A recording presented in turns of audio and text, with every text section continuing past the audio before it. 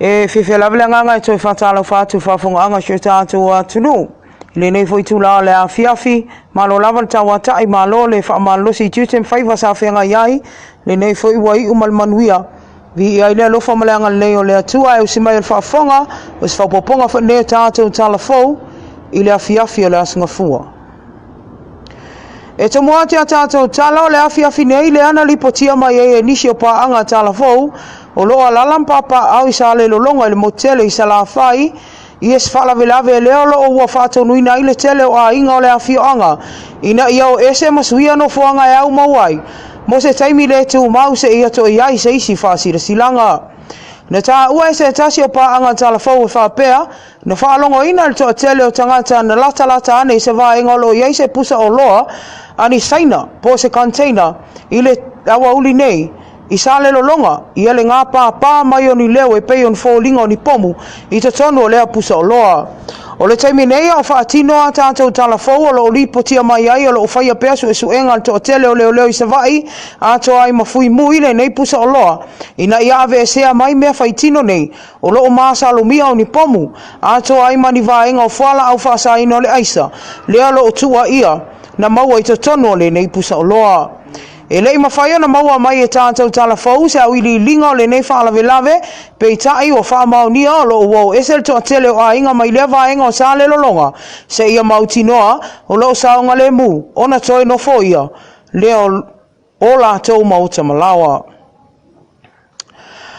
Ua whaamaunia mai e toa fitu lea fionga le li palemia susunga atu la epa sa i lele malie le ngaoi ia mori mau. O le atutu lai mo le mta upu i le vao le palemia tu la epa mama lele paulo po o king fai popo lea o toi solo po mo le masino fau. O le nei mta upu sa fonga ina i lumo al whaamisinonga fai tu malo i le fai iunga al vasa umavae. Lea na fina uina i le lo ia ma lele ia unasa iuni sa polu. E le tatawa na fonga ina i Samoa nei le nei mta upu o na olon taltonunga. O la fonga na Faia e malele, sa Faia i fafo atu o Samoa, i lona lavala i ante tau, o tangata anu umoni o Samoa. Pe tai alo fina wina le tamaita i lo ia o lo tūlai mo le tua Leoleo, ia lupe matasila i linga noa antoa, e le talia lea talosanga, o na le tai o Samoa, lea li palemia, lea lo o afia i le nei mata upu onga, e ala i la fonga nei, e peo na Faia e malele, mai ta tau lava, maono mea, o na whaatino i Samoa nei, tauolu manga o le nei whaamsinonga.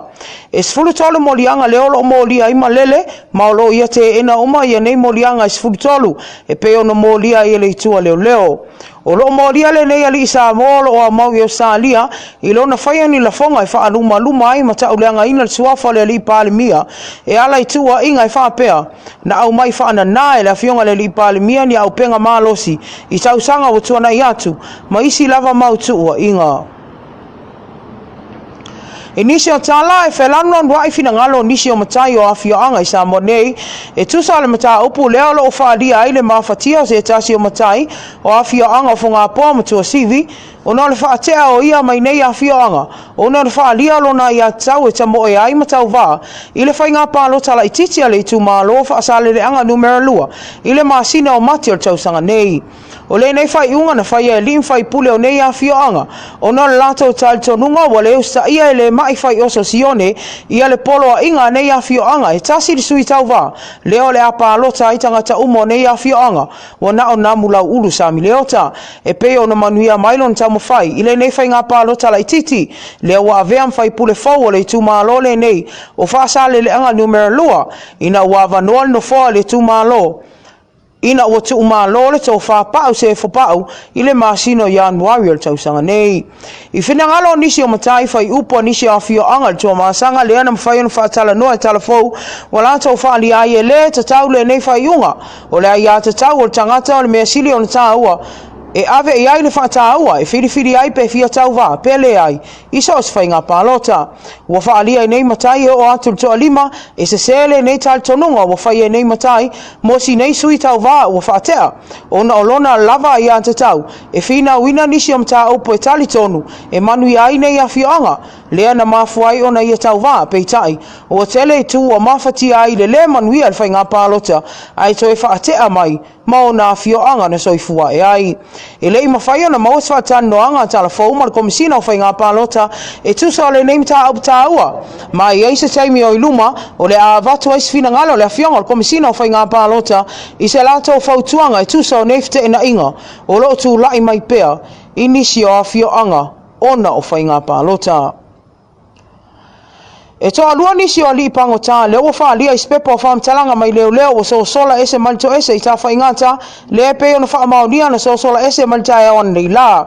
O ila ua nei o pale mata e te wati e sulfita usanga o le au vaa manunu, masi lao le lengo no wha li. O nei ali e toa lua o lo o tau fia e whaatalia ai modianga o whaia mo ila ua e le tua Leoleo, o le nga oi malita le pe fale, a o leo o to e so sola i tua. Wa au mai ai fautuanga ma le mtanga luenga o Leoleo, ina ia mata ala tangata uma le atunu i mea tō tino ia mautino o mal pui pui ale lei. O na o leo lo o so sola i tua nisi o nei ali i talavou. O lo o modia i modianga nei o nga oi malta le pe fale, ato ai male ali i pango tā i a pati chang ni, lea e o maltemi nei o lo sa i lia pea, i le mawai ai o tolu masina. O lo au mai e tal sanga Leoleo le malo le atunu, a Faia e maua ni whaamtalanga i nisi o ali i pango tā nei, ia vave whaafso o ta iso o se o Leoleo o lo o lata lata ane.